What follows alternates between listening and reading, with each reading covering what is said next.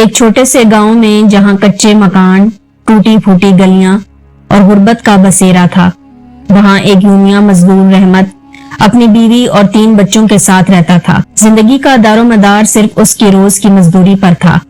اگر کام مل جاتا تو اس دن کھانے کا انتظام ہو جاتا، اور اگر کام نہ ملتا تو چولہا ٹھنڈا پڑا رہتا۔ صبح کے وقت جب شہر ابھی جاگ رہا ہوتا، رحمت اپنی پرانی چادر کندھے پر ڈالے، پھٹے پرانے جوتے پہنے مزدوری کی تلاش میں نکل پڑتا۔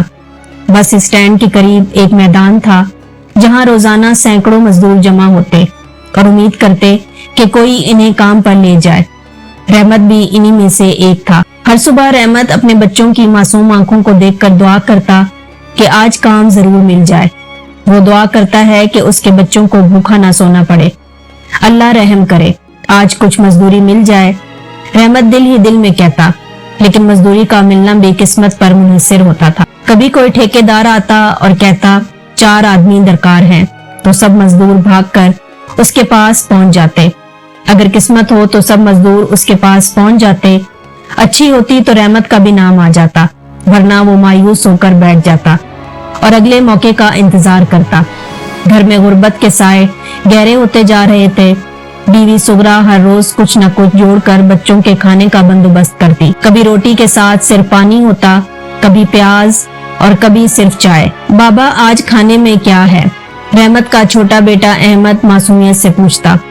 رحمت کے پاس کوئی جواب نہ ہوتا، وہ بس بچوں کے سروں پر ہاتھ پھیر کر باہر نکل جاتا۔ سغرا آنسو پونچھ کر کہتی، بیٹا دعا کرو کہ آج بابا کو مزدوری مل جائے۔ رحمت دن بھر سخت محنت کرتا، اینٹیں اٹھاتا، مٹی کھودتا، بوجھ اٹھاتا، لیکن اجرت اتنی کم تھی کہ مہینے کے آخر میں بھی فاقے کرنے پڑتے۔ ایک دن ایک بڑے ٹھیکیدار نے رحمت کو بلایا۔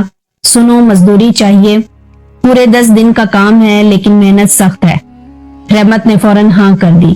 یہ 10 دن اس کی زندگی کے سب سے مشکل دن تھے۔ شدید گرمی میں کام کرنا، پیٹھ پر بوجھ اٹھانا، پسینے میں شرابور ہونا، لیکن ہر دن کام ختم ہونے پر رحمت کو ایک تسلی ہوتی کہ آج گھر میں کھانے کا انتظام ہو جائے گا۔ 10 دن بعد جب مزدوری ملی تو اس کے ہاتھ میں 3000 روپے تھے۔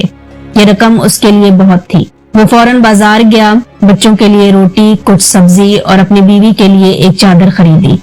گھر پہنچتے ہی جب اس نے تھیلی سے سامان نکالا تو بچوں کی خوشی دیکھنے والی تھی۔ سغرا کی آنکھوں میں آنسو آ گئے۔ اللہ تیرا شکر ہے، اس نے دل سے دعا کی۔ رحمت کا خواب تھا کہ اس کے بچے پڑھ لکھ کر ایک بہتر زندگی گزاریں۔ وہ چاہتا تھا کہ احمد ڈاکٹر بنے اور اس کی بیٹی آمنہ استاد، لیکن حقیقت یہ تھی کہ اس کے پاس اسکول کی فیس کے پیسے بھی نہیں تھے۔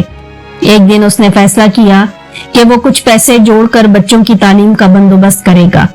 ہر مہینے وہ تھوڑی سی رقم الگ رکھتا، چاہے اس کا مطلب فاقہ ہی کیوں نہ ہو۔ وقت گزرتا گیا۔ ایک دن گاؤں کے ایک خیراتی اسکول میں داخلہ ملنے کی خبر آئی۔ رحمت فوراً گیا اور اپنے بچوں کا نام لکھوا آیا۔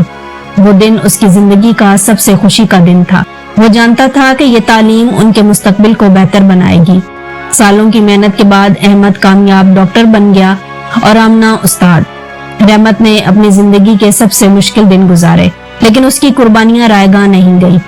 ایک دن جب احمد نے اپنی پہلی تنخواہ رحمت کے ہاتھ میں رکھی تو اس کے آنسو نکل پڑے۔ یہ سب تمہاری محنت کا صلہ ہے بابا، احمد نے کہا۔ رحمت نے اللہ کا شکر ادا کیا۔ اس نے اپنی پوری زندگی مزدوری میں گزار دی، لیکن آج اس کا خواب پورا ہو گیا تھا۔ یہ کہانی ہر اس مزدور کی ہے جو غربت کے باوجود اپنے ہم وطنوں کے لیے کام کرے گا، خوابوں کو جیتا ہے۔ رحمت جیسے لوگ ہمیں سکھاتے ہیں کہ ہمت، محنت اور صبر کے ساتھ کوئی بھی خواب پورا ہو سکتا ہے۔ زندگی کی مشکلات کتنی بھی سخت کیوں نہ ہوں، اگر ہم محنت کریں گے تو ایک دن کامیابی ضرور ملتی ہے۔